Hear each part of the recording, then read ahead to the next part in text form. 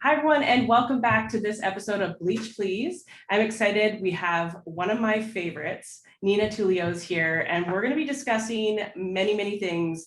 It's the density dilemma, talking about setting variable pricing structures, talking about all the issues all surrounding pricing today, and most importantly, diving more into Nina and what she has to offer, especially from her brain to your back bar. She's going to definitely help you grow that profit. So let's talk about Nina here for a second. Nina, Nina is an industry leading salon business consultant speaking. She's a speaker, she's an educator, she helps salon owners, stylists all around the world to grow their business while growing themselves. Nina's unique approach focuses on engaging and encouraging her clients to grow through personal development, self-care, and developing a servant leadership style within themselves. After 24 years in the industry as a stylist, chain salon executive, and an owner of a successful salon, Nina founded One N Agency in 2016 with a simple goal of helping others succeed in the salon industry. Combine her deep passion for growing people and her love for the industry, Nina has made it her mission to uplift the beauty industry and empower anyone that is part of it. Well, Nina, thank you so much for being a part of this episode, and I cannot wait to dive into this stuff with you. Thank you. I'm so excited to be here. You know, I love you. I love what you've been doing. I love everything that you have been teaching with Salon Scale. And I just love our chats. So I'm excited. You're honestly the best. And I'm excited for people to come into like our world and get to see us kind of chat together and just, I learn something from you every single time. And again, thank you so much for what you do for this industry. I watch you show up every day, and it's not easy. Trying to sell yourself and sell help to this industry is hard when a lot of people are hurting. Sometimes we hide when we need help. Sure. So watching the way that you approach it and what you've done has been truly an honor and something that I admire, and I'm just always inspired by. So thank you for doing that. Thank you. You're so sweet. Thank you so much. Okay, I want to kind of start off with, when we think about you and we think about your journey, it's been such an inspiration. And we had kind of said in your bio, which was, you had a salon and you went off and you've done so many things. So let's kind of start there. I'd love you to tell people your journey a little bit as far as going from salon ownership, what that was like, and what happened there. Did you sell the salon? Did you what happened there? Let's learn a little bit more about you. Sure, absolutely. So this is actually my 25th year. Can you believe it? This is Whoa. 25 years in this business. And I would not have it any other way. I started out as a hairstylist. I was a manager. I was a district manager for 8 salons. I had 55 employees, 8 direct reports. Then went and with my mentors, ended up moving to Florida, South Florida, and opening up 5 salons in 1 year. So I was a co-partner with them in those salons. And then I decided that I needed to do my own thing. So I was with them for 8 years. So the district manager, hairstylist portion, a lot of that was with them. I was with them for about 8 years. And I decided to move back to Pennsylvania, where I'm from, and start my own salon. And it was one of the absolute hardest things I ever did, because people expected so much from me, because I did have great mentors from Pennsylvania, because they were also from PA, and they had over 200 hair salons. So I was fortunate enough to learn from them and live, with them and be with them every single day, that when I went into my own space, which was a commission style salon, there was so much that I had to learn. I made so many mistakes. So I was a stylist for 20 years. I owned that salon, my own salon, for 11 years. And I decided to sell my salon back in 2016. It was a 2-year plan. And I knew even before I opened the salon that I would sell it, because I always wanted to coach and mentor and educate and teach and travel and spend time with salon owners and stylists. And really, I mean, the goal really is to make an impact in some way, shape, or form. And so I decided to sell my business. The transition was very hard, not going to lie. When I sold my business, I went through it. It was really tough. I felt like I lost a lot of myself. I lost my identity, and I went through some really hard times, but all the while I was creating my own business, which One N Agency is the actual name of my business. I rebranded. I don't even use that anymore. Now it's just Nina Tulio, but obviously it's still, you'll see One N Agency here and there on some of my stuff, because it is still the name of my business. But it was tough. And I decided to start this consulting agency in 2017. And the first 2 years were so incredibly hard. And now here we are, almost 5 years later. And I've worked with some incredible people, some awesome kick-ass salon owners and hairstylists that really are just so down to grow and focus just purely on business. I don't teach anything other than business and personal development. So here we are, 5 years later. Thank you. I can completely relate to that. When I started Salon Scale, I didn't think I was going to lose my salon in the process. That was very difficult. But once I took on investment, the investors, you're playing with their money now. So it was very much like, you got to focus. And if I'm going to give you this money, I need to make sure I got your full-time attention, not just a part-time solution. But that whole feeling of losing your identity after, oh my goodness. It is real because, and also equally, did you feel this way too? Is like right when you sold it, that week, I also felt like that was like my first time I felt like a very accomplished salon owner because I sold it for profit. Did you feel that way too? Yeah, it was kind of like I was really ready to sell. So I prepared myself. This was a 2-year plan. I was really ready to sell. And yes, I was able to sell my salon for profit. The reason why I chose that time was because my business was so profitable. People always think like, oh, everybody sells their salon because they're doing bad. That's not it. You sell your salon when shit's good, right? And so that's why I wanted to sell it when I did. It was really hard, very hard for me to leave my team, very, very hard. And I still talk to them and we're still, in touch, and I will do anything to support them. And we moved away too in the process. I moved to Connecticut. So we moved from Pennsylvania to Connecticut, sold a business. I had no friends and family. So yeah, it's kind of like you feel great because you've built this business that you could sell and yes, sell for profit. But then on the flip side of it, everything that has just been like blown up. So now you have to recreate almost in a sense who you are, because I feel like a lot of us, not just in this industry, but all over the country and the world, we rely heavily on our identity and our career. And so I think it's important to understand that we are so much more than what our career is. And that's what I learned through that process of selling my salon. I love it. I think that's, a lot of people are probably, could listen to this and they might be in that process where like, I think I'm ready to sell this business or get to that kind of place. And so I think, listening to that is that it is a great time to when you built something to release it and allow someone else to take that on. I know for me, one of my senior staff was the one that actually bought the salon, and she is just killing it. Like she's taken it on, she's expanded it. Like I'm just so proud of her, and she's been able to take like the base of what I had and now been able to grow. So when you sold it, who did you end up selling it to? Was it someone that worked for you prior or someone else? I didn't. It was another salon owner, actually. She ended up taking it on. And you're so right about that. I'm so glad that your stylist is like killing it in the business and with, your former business. It's good to see that.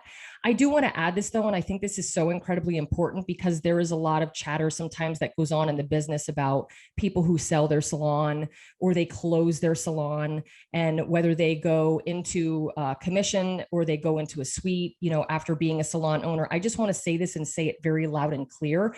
Your life and career is not over after you sell or close your salon business. There is so much opportunity in this industry. You can educate, you can have your own education company, you can travel, you can mentor, you can work for a brand.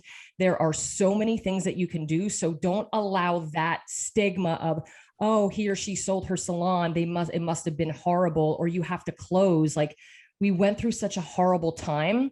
The biggest thing is that, guess what? If you have to close your business, it's all good. It's what comes after. It's the pivot that you make after that really matters. And I've worked with personally and coached so many owners, unfortunately, that had to close their business. But guess what? They are kicking major ass right now, whether they're in a salon or they are out on their own in a suite or renting, and they're doing so well. So I want to make sure that I say that, because it isn't over after you sell or close your salon. There's so much opportunity to be had here. Yes. And I mean, that kind of just touch point on a lot of that is that sometimes those journeys lead you to something even greater. And who knows, maybe you're going to open up another place that you're going to be able to invest some more things. Maybe you're going to put your foot down and have a little bit more of structure in the business. Maybe you're going to learn so much that you're, the way you set it up and you structure it is going to be completely different. But I think what, you're saying means a lot. I think life is worth exploring and trying, and you do not have to feel stuck and to jump, because we're so young, and it's just so worth it to give it all up for a chance, to believe in yourself and do what you want, do what you want. I think listening to you jump and take on coaching, no wonder you're so passionate, but no wonder how much, when you hear what you've gone through, no wonder why you're so successful at it, because you've been on so much of those levels that those people are facing, that most salons and stylists are facing. So it's nice to see that when someone's needing help, you're there and you completely understand what they're going through. Yeah, thank you. I know, I get it. I kind of wanted to take some time to talk to you about, when setting up your business and talking about things. There's some hot topics that, I've, gone through as we were talking to stylists. Is a lot of the conversation comes around pricing. So what better way to bring Nina on Bleach Please than to talk about pricing? And so I wanted to start off with the conversation around gender neutral pricing, because, oh my goodness, we're at a time where some people are still struggling with how do we transition into this. And so I'd love to pick your brain as far as, what are some thoughts that come to your mind for people that are struggling with their pricing menu when it comes to gender pricing? So I love this topic. And I just interviewed and spent a little bit of time with Kristen Rankin from the Dress Code Project. And she, kind of walked a lot of my members for my membership program. And we also had her on our own podcast. Jay and I have the No Stylist Left Behind podcast. And, I'm also still learning too. But of course, I believe that gender neutral pricing, because of the way that I teach pricing, it just makes so much sense. It makes sense to make the workplace and the environment of your salon more safe and more inclusive. But also when it comes to pricing, the way that I coach and teach pricing is based on time, product, target profit, your business expenses in a whole, and then we do market research demographic. We combine that. So those are the 5 areas that when I price services, that's why when people reach out and say, hey, how are my prices? I can't answer that because I need a lot of information. And so if we look at those things, when we look at gender neutral pricing, if we understand what our price per minute is and our price per hour is, we can then price services based on that and its complexity, right? So it could be, just a short haircut, a medium haircut, long haircut, extra, advanced, however we would do that. But it purely is based on those 5 things, the main thing being time. So we no longer have to do a women's cut or a men's cut. We can make it gender neutral because it's all based on those 5 things. So converting that actually can be pretty simple once you know your price per minute and your price per hour.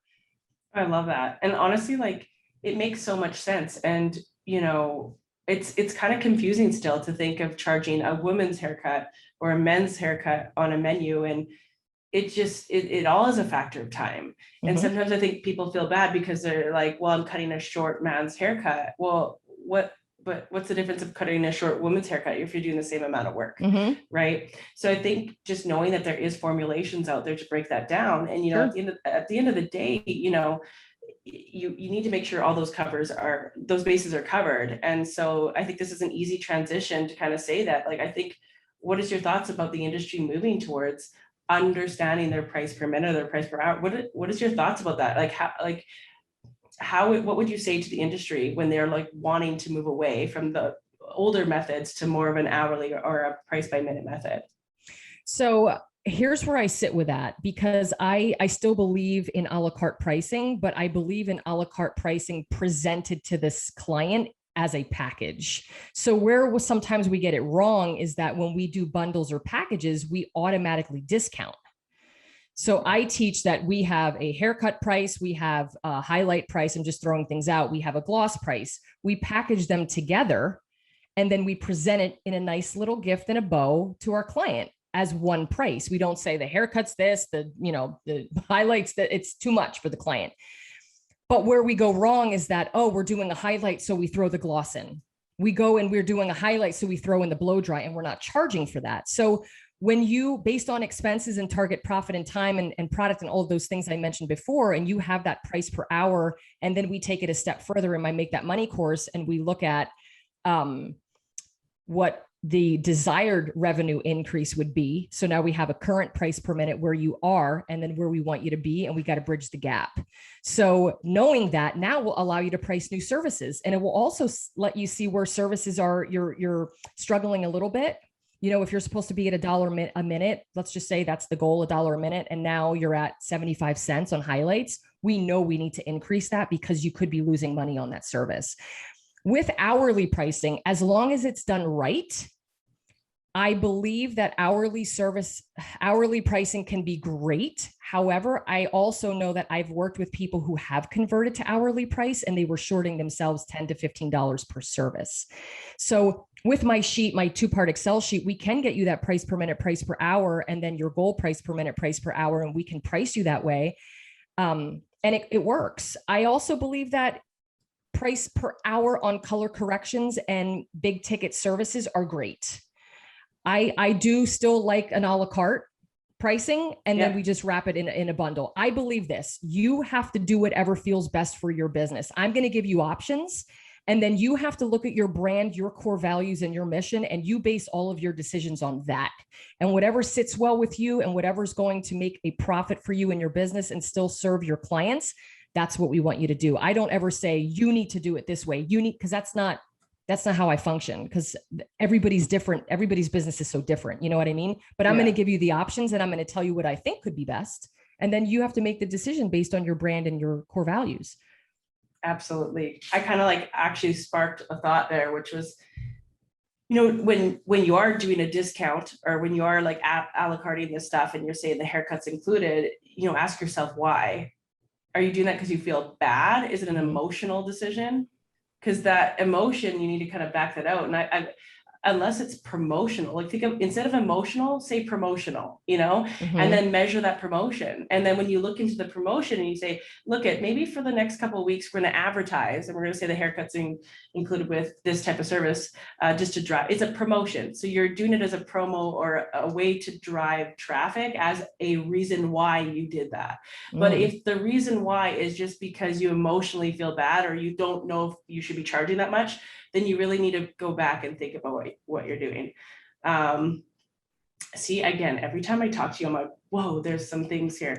I want to kind of dive into, again, the hourly pricing, separating parts and labor. You know, we at Salon Scale really do like to promote the separating of parts and labor, because, you know, the industry, in my opinion, has never separated parts and labor. So when we look at color specifically, the thing I find that's a loss is that it's a variable service. So someone uses $4 of color, someone using $40 of a color on the same type of service type, whether it's, let's say, single process.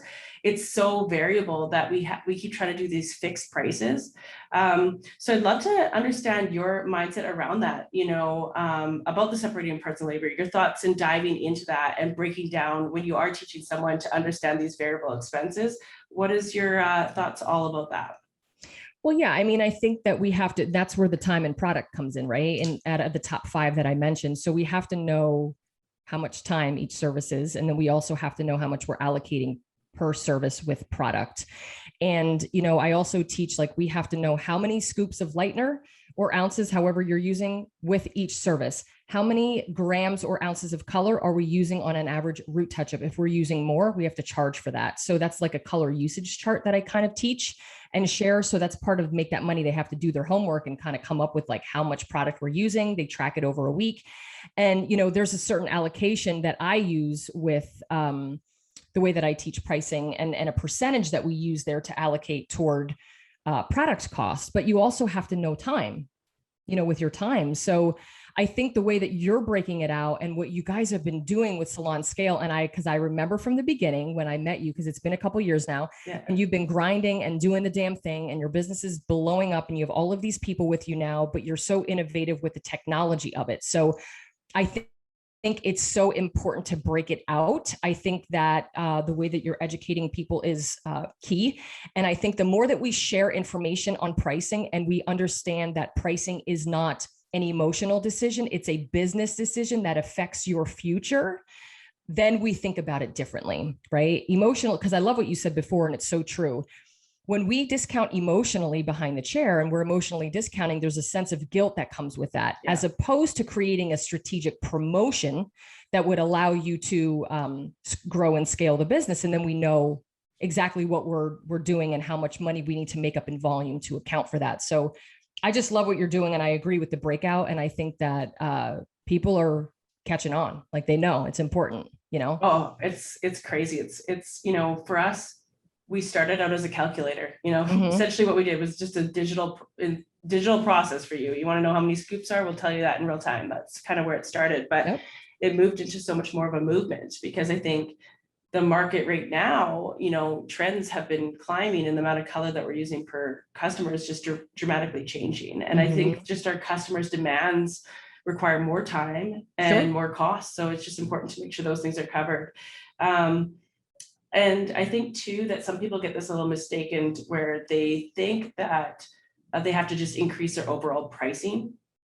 Like I get this all the time where people are like, oh, I just need to raise my prices. But like, I would love to talk about when is a good time to actually change your prices. So when is it, what would your advice be around that? When would be a good time for someone to raise their prices? There's so many variables around this, but I can give you guys some tips. So here's the most important, first and foremost. If it has been over a year and a half since your last price increase, you have to have a price increase, because a year and a half ago, the cost of goods, your rent, your expenses, they have increased. I can tell you that. So if you haven't had a price increase in a year and a half, your prices are the same, your expenses are climbing and growing, your profit is getting lower.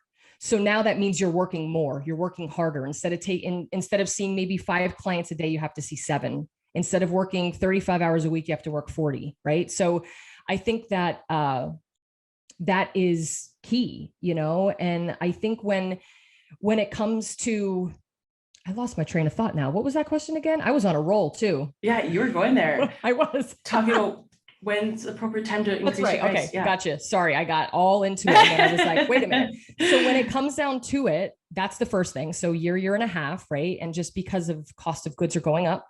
But then we have to look at your productivity. You know, how booked are you? Yes. So can you increase your prices prematurely? You know, if you're 50% booked, you know, it may not be the best time for you to have a price increase. However, if you're 50% booked and it's been 2 years since you've had a price increase, we still need to elevate those prices. And then it's like, how much? You know, there's so many variables there. The other thing that we have to look into too is, you know, how far you're booked out. You know, there's like a whole checklist that I share with how and when is it time. But I was on a live a couple months ago and someone said, it's been 5 years since I raised my prices. And I said, listen, if you're operating with the prices that you had 5 years ago, I could probably say you're really struggling to make a profit and you're working way more than you have to. So there is a couple things that we have to know, you know, your productivity, of course, it's always best to be around 80-85% booked plus consistently 2-3 months. And then are you booking 3, 4, 5 weeks out? That's another thing to look at. And I personally believe that we should have increases based on percentage and not dollar amount. What I also see is that stylists are increasing their prices, but they do get a little bit nervous, but I want to give you guys kudos for doing it, right? Because it is nerve-wracking. However, this is a business decision, not an emotional decision. And when you do a $5 increase, typically it's not enough, especially if you are 5 weeks booked out and you're 90% booked. That $5 isn't going to do anything to move some of the clients. And we want to make room for clients that will pay and have no problem being able to pay for your new prices, right? So percentage is the best way to go. So those are some tips. I do have a blog too on my website that you guys can check out that goes into a little bit more detail, but that's where I would start. I love it. I think I always like to say too that, you know, you want to run your business almost like an hourglass that's nice and smooth. All the products going in, expenses comes out, your profits ends there. And it should be set, it should run through really smoothly, that in time you'll see those profits. But when you just increase your pricing and do that, it's like you're putting clumps of sand in the top of the hourglass, so it gets clogged, and then you lose your profit, or you lose this. Or if you stop going in that smooth motion, you're not going to have a nice blended out business. And so I think sometimes we need that visual representation, that like, if you're just making these emotional decisions and impulsive decisions, you're not going to have a smooth transition into profit. Sure. I know I struggled with that for a long time, where I just would be like, oh my goodness, this bill came in, I don't have the money, everyone's prices are going up next week. It was like, Right. that's not, we can't, like, there's something going wrong there, And just like you said, if you just go and bump the prices up $5, there's something else, there's a budget problem in there. There's something else inside that. So speaking of pricing, getting this through, I have a game. We're going to play a game called The Price is Right. Okay. And then we'll come back, but I want to play this game called Price is Right, because it's just going to be fun. So I'm gonna actually just say to you a formula, and then I'll try and type it in here, and then you can kind of read it. Okay. And so this is Formula One. The Formula One is 58 grams of 7N.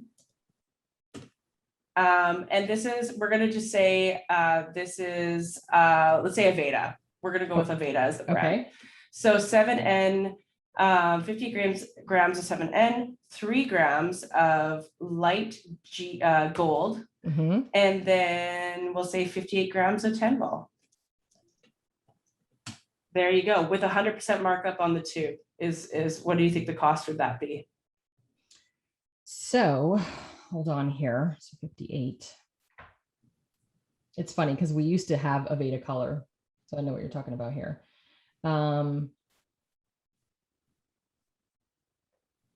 I would say, ooh, this is a tough one. So you're saying 100% markup on this formula? Yeah. It's hard for me to wrap my head around it because I'm going to the way that I teach, because we do budgeting and then pricing, because we have to have expenses in there. And 80 grams. So 80 grams would be a full tube. So that would be, what do you think it is, a tube? So are we saying $8 or $9? Yeah. Right. So if we're saying just the cost of the color, or are you telling me the price of the service? Just the color. Oh, just the color. Okay. So yeah, we would be at 21 bucks. Yeah. This was $17.50. Okay. For 58 grams of 7N and 3 grams of light G. This is not very much color. This would do someone's roots. So like 18 bucks almost for someone's roots. So if you only charge $100 and you didn't include that on top, or you didn't calculate that properly, you could have lost 20% of your service in color. So there's that. Yeah. Okay, the next one is, this one's a highlight. So the highlight was 60 grams of, we'll say Redken blonde icing. Okay. And then 120 grams of blonde icing, developed 20 volume. Developer, so that is going to be 120 grams. Boom. So that's going to be what was in the highlight. And then her toner was 60 grams of 808C with 60 grams of processing solution. Okay. So we're looking at a couple variables here, but I'm going to say total, we're looking at probably $29, $30. Yeah. $27.50. Okay. I'm thinking of like how much a bottle of shades of Redken is, and I'm trying. So that was like $11, and so yeah, gotcha. And is that okay? And here's the funniest thing about what we found is that the highlight, like the actual bleach portion, is like less than $5. The rest is all in your toner. So that's where you were saying earlier is like, if you just like, oh, the gloss is free or whatever, that gloss is probably 3 times as much as the highlighted. Ooh, yes. So important. And listen, I left and right see people throwing in these toners, and I'm like, no, guys, we have to charge for this, please. Cause it is so expensive when it comes to the cost of that color. Yeah, exactly. That's where we actually blew up right away. Cause someone was someone was they did like an IG kind of post on it. And they're like, I didn't realize that I was losing $106 a week on toner. Wow. Oh And my I was like, goodness. well, there you go. That's where it went. So I want to come back now. That was a fun game. That's cute. I like that. I actually want to build like a whole like prop one day and have like the full like guess the prices right. I think that'd be fun. Like a full game show. We'll make it. But I want to come back to you a little bit more and about learning from you. So I know that you have many, many things in your platform, different ways of coaching, different, whether you're a solopreneur, you're a salon. I know you have programs for them. So I would love for you to talk about your platform and how people can find you and what they can look forward to when they take your courses. Sure, absolutely. Well, first of all, I live on Instagram. So you can find me on Instagram at Nina Tulio, just my name. And there is so much information on there. I do share a lot about pricing and budgeting because that's kind of my thing. And I love to talk about that. But you'll also find a lot of, I'm very transparent. I share a lot of the mistakes that I've made and going broke twice and almost closing my business. Like I share a lot of that too. So if you're looking for that and inspiration, hop on my Instagram, check out my website, ninatulio.com. There are a lot of free resources that you can download there as well, especially when it comes to increasing profit. I have a free guide. If you're looking to dive in a little bit more, you can check out our podcast, No Stylist Left Behind. And then my courses are Make That Money, which is for my suite owners, renters, and Make That Money I love so much. And it literally is 5 weeks of your relationship with money, budgeting, pricing, scheduling and boundaries, and then taxes. I have a CPA come in and we do all about taxes and paying yourself and all the things. So that happens next year in 2020. It will be twice a year. It will open. And then I also have Synergy, which is my 8-week course for my commission salon owners. And that will also open twice a year. We are actually in the process of Make That Money now. And then Synergy starts on Tuesday. And yeah, I mean, those are my things. I do have a membership program. So if you're interested in like Netflix for business, you can go in and watch over 200 videos in different categories. And you can hop on in there for 14 days totally free. Just binge, knock yourself out. And there's just so much information in there as well. So those are the 3 ways that we can absolutely work together. But seriously, guys, slide on into my DMs. If you need anything, you're looking for advice or support, I do respond to every single one of them. So please reach out anytime. Well, you heard it. She said, slide into the DMs. Do it. I want to kind of finish with a question about the impact that you're making. And, you know, what, when we talk about that impact and we talk about what you offer, love for you to have that takeaway, which is like, what is the one thing that makes you so excited about doing what you do?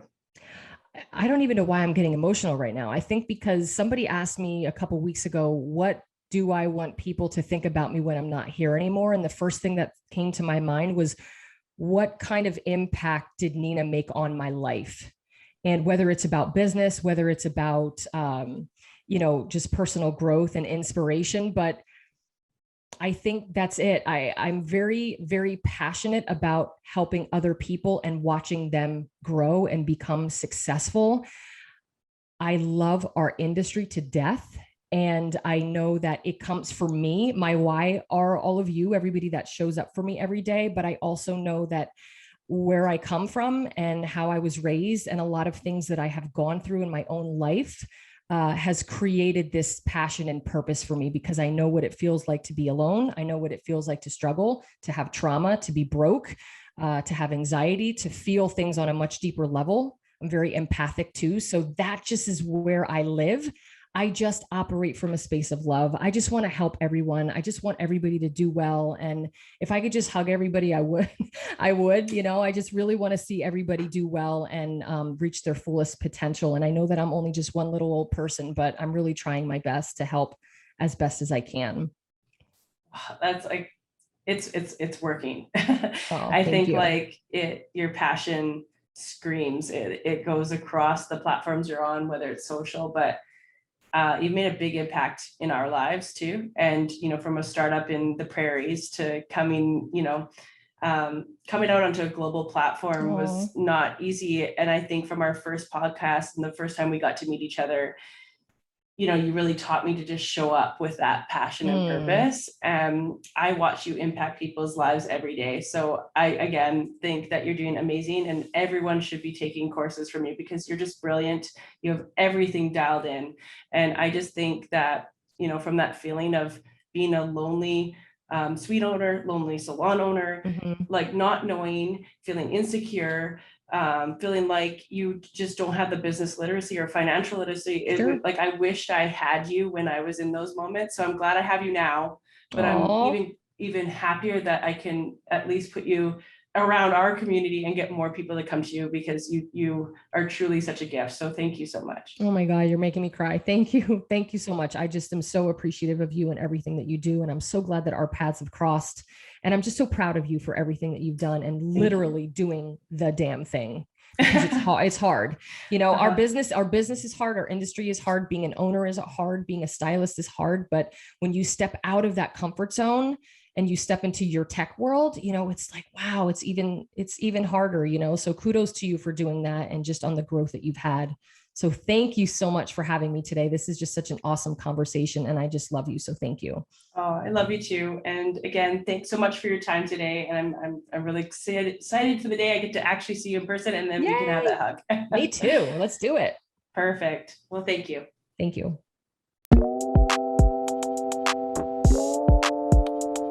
Is it worth it? Let me weigh in. Is your biz out?